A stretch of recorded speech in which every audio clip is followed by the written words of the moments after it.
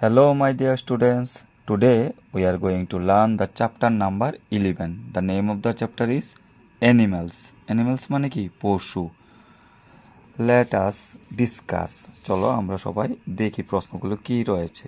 First question, name সাম wild animals. কিছু বন্য প্রাণীর নাম বলো। আনসারটা হলো কি elephant, deer, tiger, bear etcetera আর ওয়াইল্ড অ্যানিমালস, অর্থাৎ হাতি, তারপরে কি হরিণ, বাঘ, ভাল্লুক, এগুলো হলো কি বন্য পশু। আনসারটা কি elephant, deer, tiger, bear etcetera আর wild animals. Next question, name some animals which only eat grass. অর্থাৎ এমন কিছু পশুর নাম করো যেগুলি শুধুমাত্র ঘাস খায়। আনসারটা হলো কি rabbit and deer eat only grass, অর্থাৎ খরগোশ এবং হরিণ শুধুমাত্র ঘাস খায়। Rabbit and deer eat only grass. Next question, name the animal which lives in water and on land also.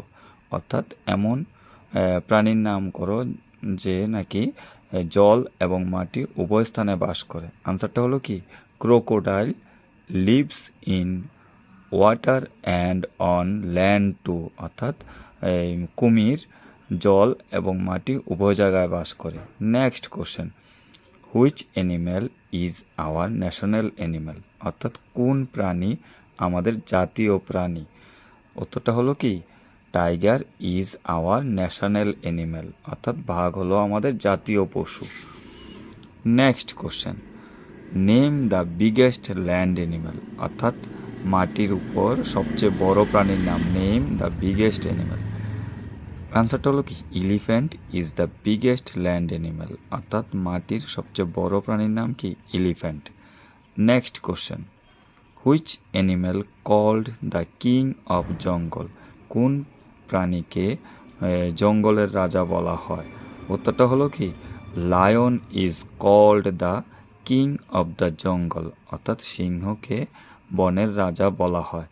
Next question, what is hippopotamus doing.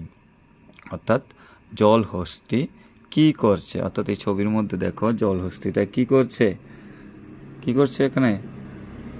তাহলে উত্তরটা হলো কি hippopotamus is enjoying in the water, অর্থাৎ hippopotamus জলহস্তি জলের মধ্যে আনন্দ করছে। Next question, which animal runs fast, rabbit or deer. অর্থাৎ কোন প্রাণীটা বেশি দ্রুত গতিতে দৌড়ায়, খরগোশ নাকি হরিণ।